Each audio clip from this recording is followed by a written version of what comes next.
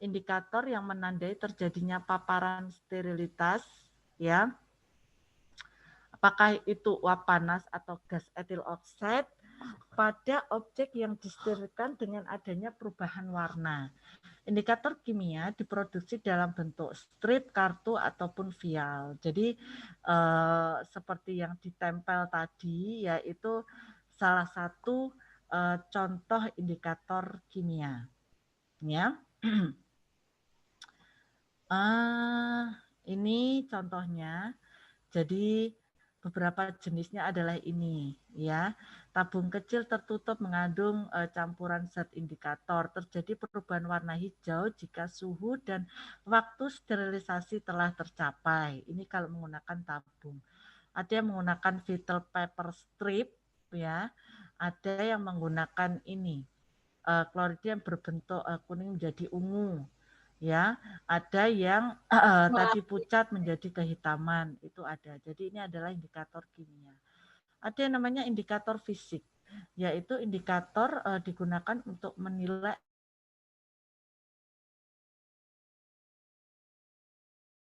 untuk mengetahui adanya kebocoran udara dalam ruang sterilisasi. Kalau ini untuk indikator fisik ini lebih ke fungsi dari alat sterilisasi. Ya, ini adalah untuk melihat apakah fungsi mesin itu baik atau tidak. Dilakukan setiap operasional mesin, dipasang dimensi hasil berupa grafik. Jadi ini nanti di mesinnya itu akan muncul apa kayak stroke gitu ya. Kalau misalkan di print gitu kayak muncul stroke, nah dia akan dilihat grafiknya di sana. Apakah mesin ini normal atau tidak.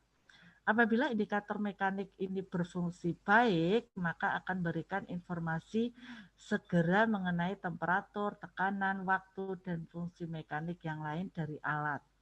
Jadi ini kalau fisik ini lebih ke fungsi. Ya.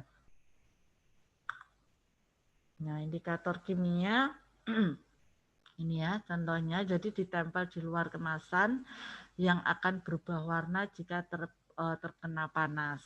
Ya, ini bertujuan untuk mengetahui alat apakah sudah steril atau belum. Ini salah satu contohnya juga ada namanya tes Bowidik ya. Digunakan untuk menguji pengosongan udara, mendeteksi kerusakan mesin dan kesalahan prosedur. Ini dalam bentuk pack seperti gambar yang ya tak lihat. Nah, seperti kayak ini. Ya, ini namanya Bowidik test. Ya. Nah, ini cara kerjanya dilakukan setiap hari sebelum mesin digunakan. Dilakukan dengan menggunakan handuk yang dilipat disusun sedemikian rupa berukuran ini. Nah, ini nanti akan terjadi perubahan warna. Jadi itu ditaruh di situ. Ya, tadi lembarannya tadi itu ditaruh di situ, nah kan berubah warna. Seperti itu. Itu salah satu contoh indikator kimia. Nah, ini yang sebelumnya pucat ya, setelah dia steril menjadi kehitaman. Ini salah satu contohnya ya, seperti yang ditempel di packingan tadi ya, di linen dan di crepe. Nah, indikator fisik itu seperti ini ya, jadi ada grafik gitu ya, dan ini bisa di print ya. Berfungsi untuk memastikan proses sterilisasi berjalan dengan baik sesuai dengan parameter yang ditentukan ya. Indikator tekanan ini berupa pressure ini atau temperatur ya. Monitor atau display yang menunjukkan tekanan atau temperatur, printer untuk dokumentasi proses sterilisasi. Jadi grafik ini itu bisa di print ya. Jadi untuk biasanya ini CSSD tetap dilakukan ya, karena ini untuk melihat apakah mesin ini berfungsi baik atau tidak. Kalaupun nanti ada misalkan pada hari ini dilakukan uji fungsi ini ya, dilakukan indikator fisik ini disimpan, ternyata hasil produk dari sterilisasi kok ada yang tidak steril pada hari itu, misalkan terjadi IDO atau terjadi INOS yang lain terkait dengan alat, ini bisa dicek. Ya, ini salah satu bentuk telusur apakah pada saat hari itu melakukan proses sterilisasi itu alatnya benar-benar fit atau tidak, berfungsi baik atau tidak. Ini bisa ditelusur ya. Alarm untuk menunjukkan atau menginfokan bila terjadi kegagalan. Ini ada alarmnya. Indikator kimia ini ya sama. Jadi ini adalah contoh-contohnya ya. Nah ini yang biologi itu maksudnya seperti ini. Jadi ini ada tabung, ini diisi dengan tadi ya yang non patogenik. Nah ini dimasukkan di alat sterilisasi. Kalau nanti ini dilihat kok sporanya mati, maka dipastikan mikroorganisme yang lain itu juga ikut mati. Dan tentunya alat yang dimasukkan ke dalam mesin sterilisasi itu dipastikan dia steril alatnya. Seperti itu ya. Jadi kalau biologi itu seperti tabung gini, diisi dengan mikroorganisme non patogenik ya. Nah, ini hal-hal yang perlu diperhatikan dalam sterilisasi. Sterilisator atau alat untuk mesinnya harus siap pakai, bersih dan berfungsi baik. Ya, jangan sampai nanti ini sudah dilakukan proses pembersihan, desinfeksi, packing, tinggal sterilisasi, ternyata alatnya error. Nah, itu juga nggak boleh. Dan alat ini juga harus dibersihkan tiap hari ya, pastikan berfungsi dengan baik. Peralatan yang akan disteril harus dibungkus dan diberi label yang jelas dengan menyebutkan jenis peralatan, alatnya itu apa saja, jumlahnya, dan tanggal pelaksanaan sterilisasi. Ini biasanya ditempel di depan. Ya, jadi ada tempelannya, ada labelnya, ada ini alatnya apa sih, jumlahnya berapa kalau memang dia di set ya. Misalkan satu set rawat luka gitu ya. Jenisnya apa saja, jumlahnya berapa, dan tanggal pelaksanaan sterilisasi. Ini harus tercantum, termasuk nanti tanggal kadaluarsa. Ya. Penataan alat harus berprinsip bahwa semua bagian dapat steril. Jadi usahakan pada saat melakukan sterilisasi alat, itu alatnya terbuka ya. Kayak tadi misalkan dia gunting atau dia core clamp atau clamp, dia tidak posisi tertutup, tadi posisi terbuka. Sehingga sela-sela yang ada di alat itu semuanya itu terpapar. Jadi semuanya bisa steril. Tidak boleh menambah peralatan dalam sterilisator sebelum waktu mensteril selesai. Jadi biasanya kan ada timernya itu di alat. Jadi tidak boleh setengah pakai itu kok ada alat ketinggalan, alat itu dimasukkan, tidak boleh. Jadi harus diselesaikan dalam satu siklus. Jadi satu siklus itu mulai dia itu awal di setting sampai dengan selesai sampai mencapai sterilisasi, dibuka, diambil alatnya, baru dilakukan sterilisasi lagi. Jadi itu tidak boleh di-cut di tengah-tengah untuk dimasukkan, itu tidak boleh ya. Saat mendinginkan alat steril tidak boleh membuka pembungkusnya. Bila terbuka harus disteril ulang. Makanya ini ya. Jadi kalau ini dulu sebelum sekarang kan fasilitas pelayanan kesehatan disarankan kan semuanya CSSD. Ya.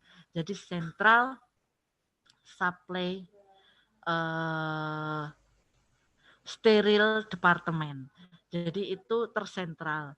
Kalau dulu kan memang ada di ruangan-ruangan tertentu itu kan ada alat steril sendiri-sendiri dan itu tanpa di packing. Jadi dia sudah disteril mencapai batas suhu steril. Begitu dia dibuka, maka semua alat yang ada di alat itu, di sterilisasi itu, dia akan on kalau tidak dibungkus. Nah, makanya harus dibungkus. Dan saat mendinginkan, alat tidak boleh dibuka. Jadi ya biarkan dibungkus itu. Dia dingin sendiri. Jadi tidak boleh dibuka. Sampai dengan alat itu mau dipakai ke pasien.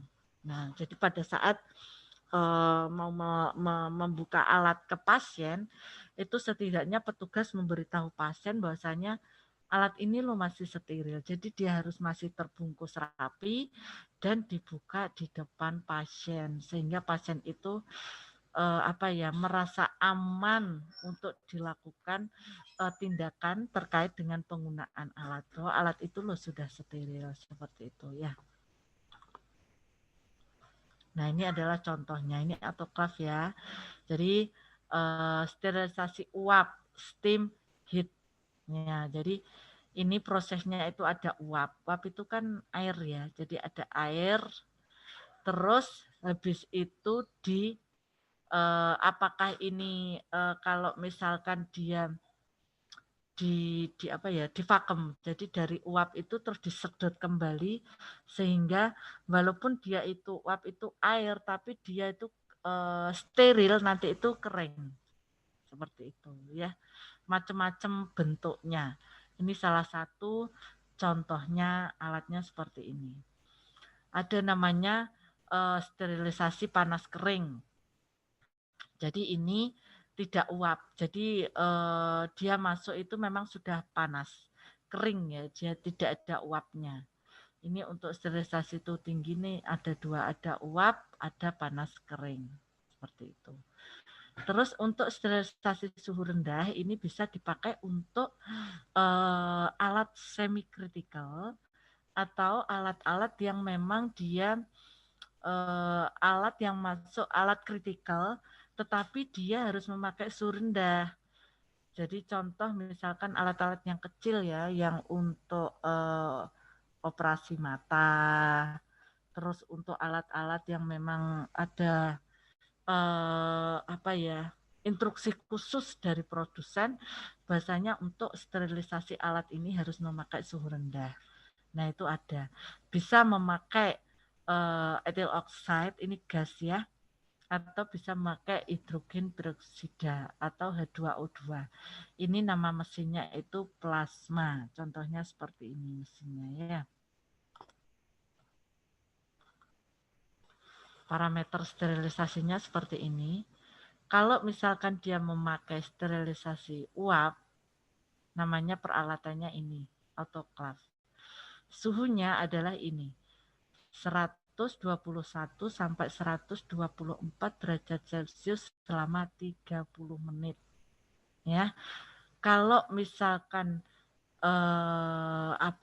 dia lebih panas lagi ya dengan durasi waktu lebih pendek, maka suhunya dinaikkan. Bisa 132 sampai 135 derajat Celcius. Ini selama 5 sampai 10 menit. Ini adalah untuk peralatan yang tahan panas. Metode sterilisasi ini paling tua, aman, efektif, tidak mahal, dan non-toksik. Untuk sterilisasi panas kering, ini nama peralatannya ini ya. Jadi open, jenisnya seperti open, seperti itu ya.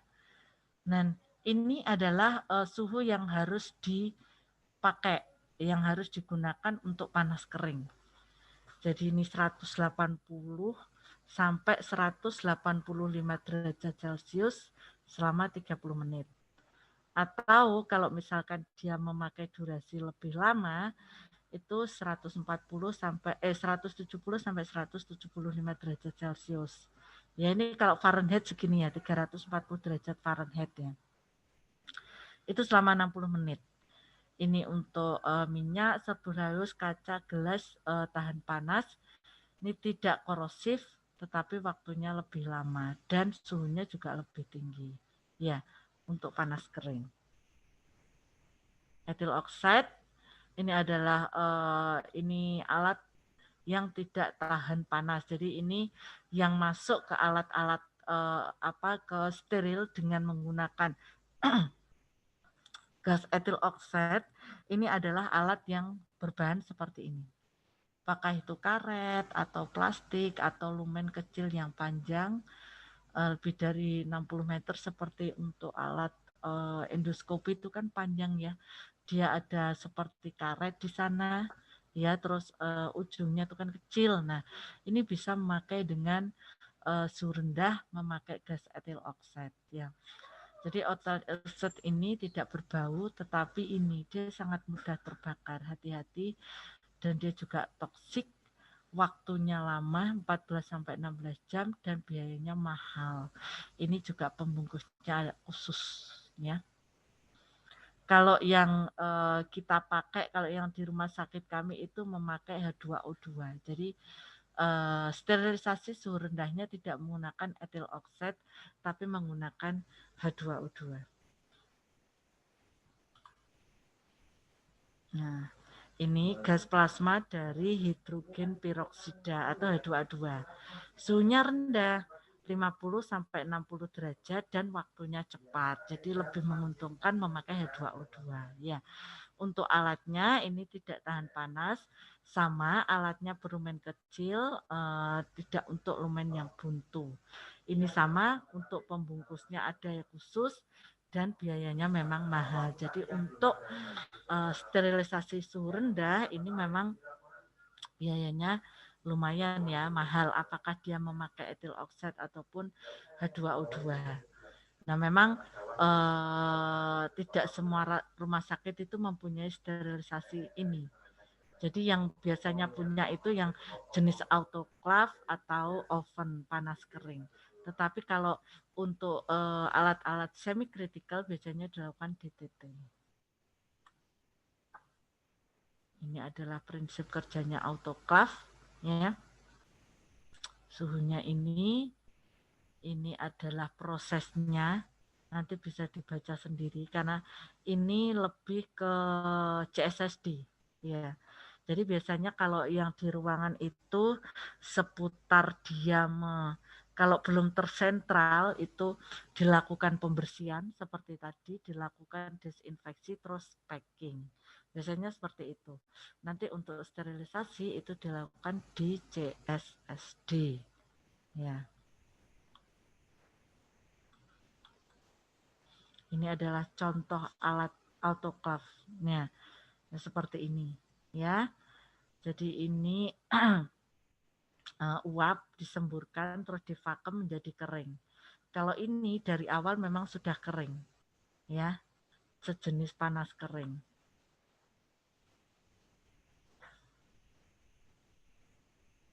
Nah, ini adalah contoh plasma. Ini contoh-contoh yang lain ya. Jadi sekilas tahu ya. Ini adanya di CSSD ya. Kalau di ruangan tidak ada alat-alat seperti ini.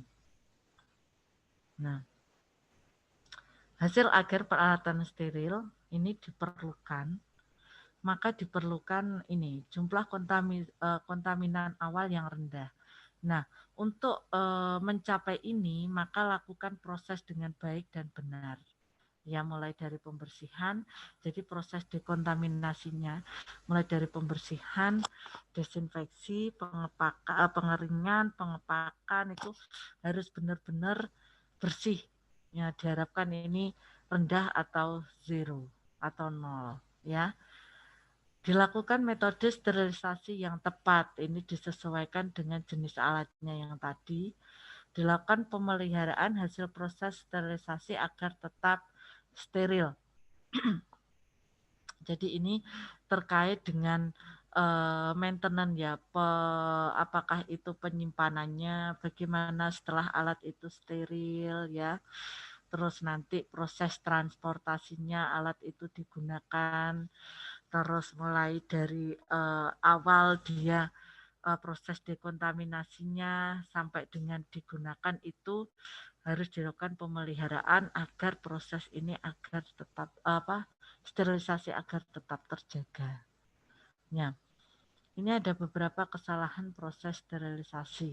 Ini ya, jadi apabila ini pembersihannya kurang baik, bisa dipastikan bahwa ini akan ada kontaminan yang banyak. Nah, ini bisa mempengaruhi kesterilan alat. Ya, konsentrasi larutan desinfektan yang kurang atau tidak tepat, ya karena ini akan tidak menembus kuman. Jadi kumannya apa ya istilahnya mikroorganisme yang ada di alat itu tidak hilang atau bahkan masih menempel di situ.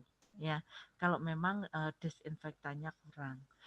Mesinnya kurang baik. Nah, misalkan tidak ada pemeliharaan rutin, tidak dilakukan kalibrasi atau tidak dilakukan tadi tidak ada indikator fisiknya, jadi tidak tahu apakah mesin itu berfungsi baik atau tidak. Nah, ini akan mengganggu proses dari sterilisasi.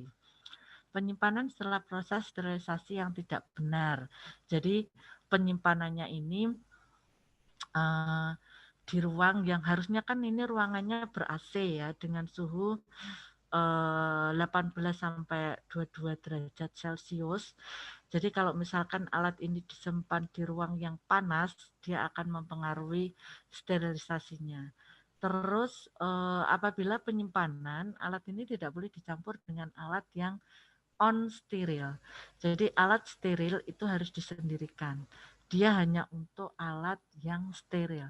Dilakukan pemantauan suhu kelembapannya pada saat penyimpanan itu dan dilakukan pemantauan tiap hari ya. Penataannya juga harus benar. Jadi pengambilannya harus memakai fast in fast out ya. Jadi mana yang dia masuk duluan, dia yang keluar duluan. Ya, ini untuk menjaga agar tidak terjadi kadaluarsa gitu ya. Jadi nanti moro-moro yang masuk duluan karena dia yang paling dalam tidak diambil-ambil, yang diambil pokoknya yang di luar.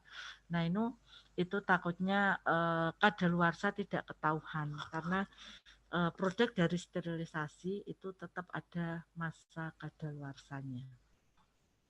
Ya, kemasannya misalkan lembab, dia tidak kering betul, kadaluarsa ya. Ruang dan tempat tidak memenuhi syarat. Nah, ini selain bersih dia ada pemantauan suhu, dia tertutup, tidak terbuka ya. Penyimpanannya ini ya. Pada ruang steril ini akan menjamin sterilitas. Perlu diketahui ED atau masa kadaluarsa peralatan steril. Stoknya seberapa. Nah, ini harus dilakukan pencatatan dan pelaporan terkait ini ya, karena jangan sampai nanti alat itu dipakai ke pasien ternyata alat itu kadaluarsa.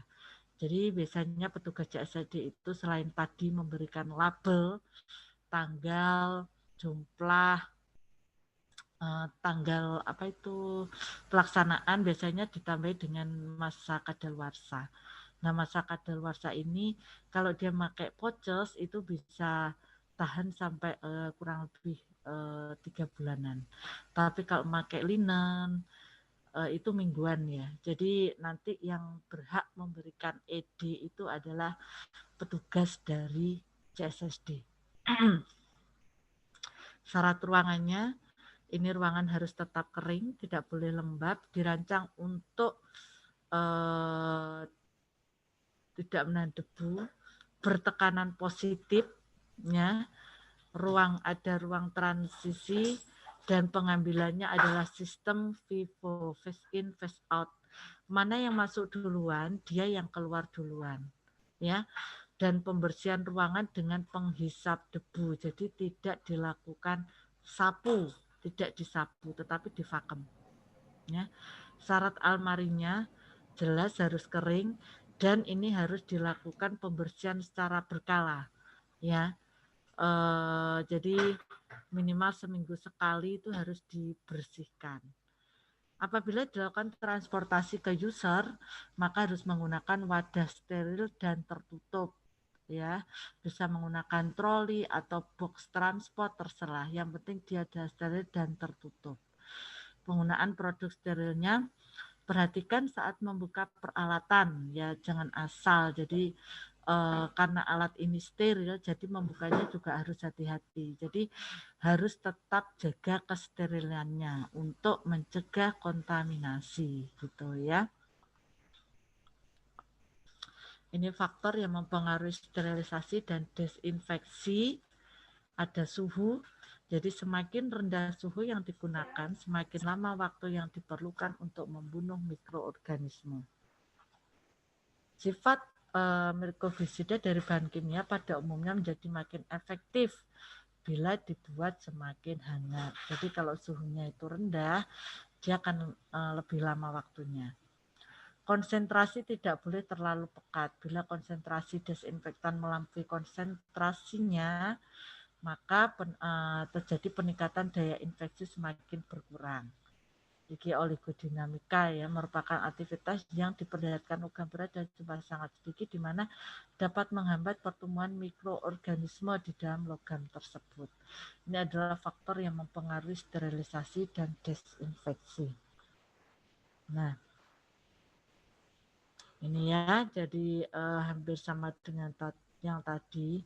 Keefektifan desinfektan mempunyai sifat ini ya, mikroben yang sempurna dalam waktu beberapa menit, paling lama 1 jam, tidak merusak bahan, tidak hilang keaktifannya oleh bahan dari luar, stabil dalam penyimpanan, mudah didapat dan tidak mahal. Ya, ini yang mempengaruhi keberhasilan. Bagaimana prosedurnya? Proses sterilisasi dilakukan sesuai alur dan prosedur yang sudah ditetapkan. Mikroorganisme yang berkontaminasi pada alat dapat mati atau musnah oleh proses sterilisasi dengan benar. Untuk itu, agar sterilisasi berhasil, lakukan prosedur dengan benar. Nah, terkait dengan lingkungan, jadi kebersihan ruang sterilisasi juga berpengaruh, termasuk penyimpanannya, transportasinya, ya, termasuk fungsi alatnya, perilaku manusia itu sendiri. Jadi walaupun dia itu hanya ngopeni alat, tidak ngopeni pasien, tetap harus ada hand hygiene, termasuk kebersihan dirinya, mulai dari ujung rambut sampai ujung kaki, pemakaian APD yang tepat dan benar. Ini juga berpengaruh juga terkait keberhasilannya, termasuk karakteristik alat itu sendiri. Jadi prosedur sterilisasi dilakukan sesuai dengan karakteristik alat ya, apakah dia masuk kritikal, semi kritikal ataupun non kritikal. Dan perhatikan terkait pengawasan kadaluarsa serta kualitasnya. Jadi sebelum memakai alat itu lihat masa kadaluarsanya. Ya, kalau memang sudah kadaluarsa ya jangan dipakai walaupun dia masih terbungkus dan steril. Tapi kalau sudah kadaluarsa maka tidak boleh dipakai karena takutnya ada kuman di sana ya. Kesimpulannya ini, dalam melakukan sterilisasi harus memegang prinsip PPI atau pencegahan dan pengendalian infeksi. Dan di fasilitas pelayanan kesehatan itu tentunya akan mempunyai standar operasional untuk melakukan proses sterilisasi. Nah, pada saat melakukan proses sterilisasi maka kita harus menganut SPO yang sakit atau di fasilitas pelayanan kesehatan itu. SPO-nya bagaimana? Nah, itu yang harus dipatuhi ya. Tentunya ini juga sudah disesuaikan dengan literatur atau sumber yang terkini. Jangan mendaur ulang barang yang tidak dapat disterilkan atau diproses ulang. Bila terpaksa harus memakai rekomendasi pabrik. Jadi kalau memang dia tidak bisa direuse, ya maka jangan direuse gitu ya. Jadi untuk melakukan reuse itu ada syarat-syaratnya. Salah satunya itu dia mungkin alatnya itu mahal, sulit didapat. Nah, itu mungkin salah satu alasan untuk bisa melakukan reuse dan itu pun harus dilindungi dengan kebijakan dari rumah sakit itu. Apakah boleh alat itu dilakukan reuse? Kalau memang tidak boleh ya jangan dilakukan karena nanti kalau terjadi inos atau infeksi nosokomia yang terkait alat itu maka rumah sakit yang kena atau fasilitas pelayanan kesehatan itu yang akan terkena. Tempat dan cara penyimpanan harus tepat ya. Jadi ini tadi penyimpanannya tidak asal, harus benar tempatnya juga tidak asal di mana-mana, tidak ya. Jadi kalau memang tidak di CSSD harus dengan terpaksa disimpan di ruangan, maka carilah tempat yang memang dia itu jarang, istilahnya apa ya, jauh dari jangkauan dan tidak sering dibuka tutup. Dia harus tersendiri gitu ya. Lakukan pemeliharaan atau kalibrasi pemakaian, pemantauan, peralatan secara rutin, khususnya mesin sterilisasi. Jadi ini salah satu apa ya, yang mendukung terkait dengan keberhasilan sterilisasi ini harus ada kalibrasi alat steril. Jadi apakah kalibrasinya itu dilakukan 1 tahun sekali atau mungkin ada waktu khusus, nanti tergantung produsen alat itu. Ya, jadi biasanya kalau kita beli alat itu ada, ini harus dilakukan kalibrasi berapa tahun sekali atau berapa bulan sekali, dan itu wajib dan harus ada laporannya ya. Lakukan dekontaminasi, monitoring dan evaluasi. Jadi ke semua proses ini harus dilakukan dokumentasi, harus dilakukan monitoring, dilakukan pengawasan dan dilakukan evaluasi. Bagaimana apakah produk steril yang dihasilkan itu memang sudah benar-benar aman atau tidak, itu juga harus dilakukan evaluasi. Terus bagaimana evaluasi terkait awalannya, mulai pembersihannya, desinfeksinya sudah benar atau belum, sterilisasinya sudah benar atau belum. Nah, itu dilakukan evaluasi juga. Karena dokumentasi ini penting kalau misalkan ada KTD, INOS, jadi infeksi nosokomial, kejadian tidak diharapkan terkait dengan infeksi nosokomial yang berasal dari alat atau pemrosesan alat, dokumentasi ini juga nanti akan membantu untuk telusur lapangan. Terima kasih.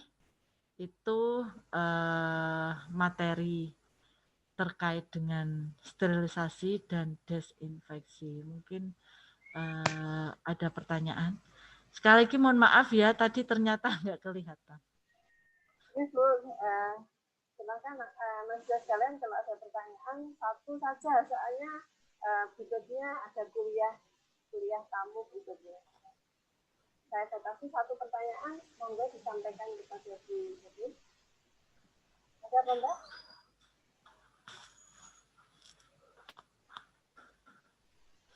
Satu pertanyaan saja sambil menunggu. Jadi dengan demikian masih satu lagi atau kita selesai gitu? Sebentar Bu, mohon maaf suaranya kecil sekali. Oh, iya. Sambil menunggu pertanyaan, satu saja pertanyaan, untuk perkuliahannya sudah selesai sampai hari ini atau masih satu kali? Sebetulnya sih sudah selesai Bu untuk 4 kali pertemuan, cuman yang awal kemarin kan itu menuntaskan tugasnya Ibu yang presentasi.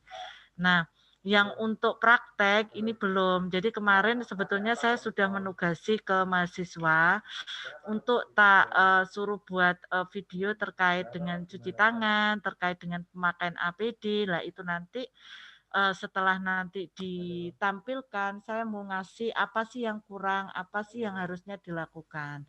Seperti itu. Kalau misalkan masih boleh ada waktu, kalau memang tidak ya mungkin ini nanti dioper ke jenengan mawon nanti apa kurangnya. Seperti itu Bu.